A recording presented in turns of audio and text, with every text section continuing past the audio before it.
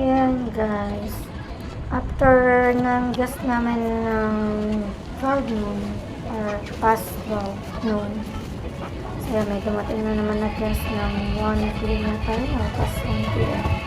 Kasi 12 p.m. pa lang sila message na on the way na sila. So siyempre aligaga natataranta na kami kasi nga mapapaaga sila kasi dumating sila, sabi naman na pinagahan nila kasi baka matraffic daw sila dito sa Kalamanga. So wala naman traffic kasi nga prices ngayon. So matuman ngayon ng mga resort. Pero ngayon mga guest namin is karamihan is nagpabook pa itong December pa. So kaya diretso pa rin yung booking namin itong hanggang 13 yung 18 na naman pa ayan.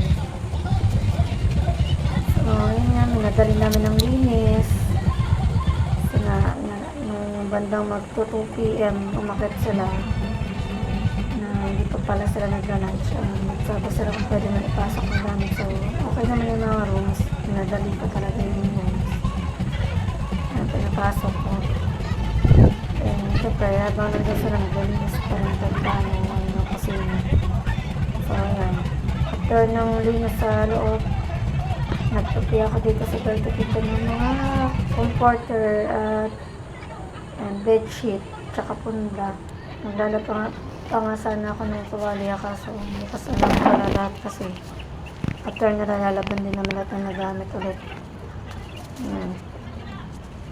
So talagang mahirap kasi ang laki nitong area na to, hindi namin kaya isang araw na linisin yung buong area.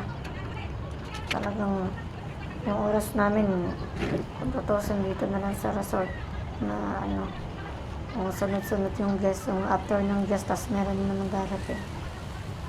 So ayan, mabibait naman yung guest namin, nakaintindi naman kasi sabi namin 12 nun talaga ang check out, then 3 p.m. pa talaga ang check-in kasi yung 3 hours na yun is linis namin.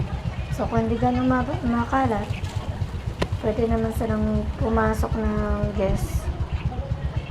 Pero kung talaga makalat, hindi talaga namin papayagan na talaga na pumasok agad sila kasi hindi namin malilinis na maayos ang pag ng bahay ng resort tsaka area kasi nainiwasan namin maging malangaw kasi sinasabon talaga namin yung mga lamesa, lahat sinasabon namin yan.